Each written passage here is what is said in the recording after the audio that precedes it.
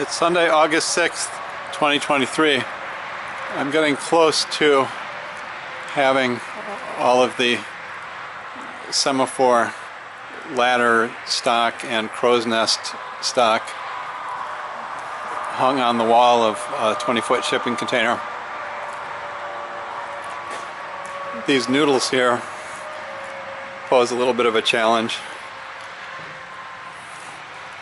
I straightened a couple bends, but there was a limit to my patience, so I'm just going to hang them as is. I did discover one interesting thing. There seemed to be some mismatched parts here, but I looked at the video from 2002 when we were disassembling the semaphores in Springer, New Mexico, and I discovered that the 2002 Springer semaphore had this narrower platform and hoop than the other ones. Well, okay, so the difference is not so much that it's narrower. All of the older, I'm assuming, crow's nest platforms have these little returns on the steel there. This one, on the other hand, does not. It just has stubs.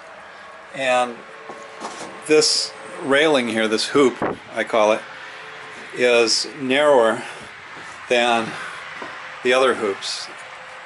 And the final piece of the puzzle is most of the semaphores have an 11-step lower segment and a 5-step upper segment with a flare. 1, 2, 3, 4, 5. And that's with the wide flare for the platforms with the returns on them. And then there's this mysterious ladder here that has, or had, spacers in that gap there and that gap there. I don't know what the other spacer is. It's probably in one of my parts boxes. But that flares out to a narrower top than the others. And I couldn't figure out what was going on with that. Well, everything all fits together perfectly. So you've got that ladder, the narrow hoop, and the funny platform, and that constitutes a complete assembly. Well, except for the standoffs and the ladder base.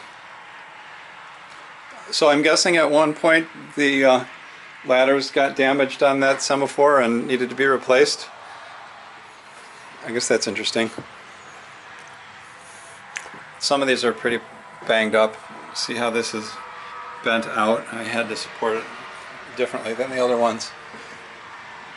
Anyhow, this has been quite a project. I'm pretty sure I've got more than 40 hours in this. I'm not certain I've got more than 60 hours in it. Alright, that's all I got to say about that, and then some.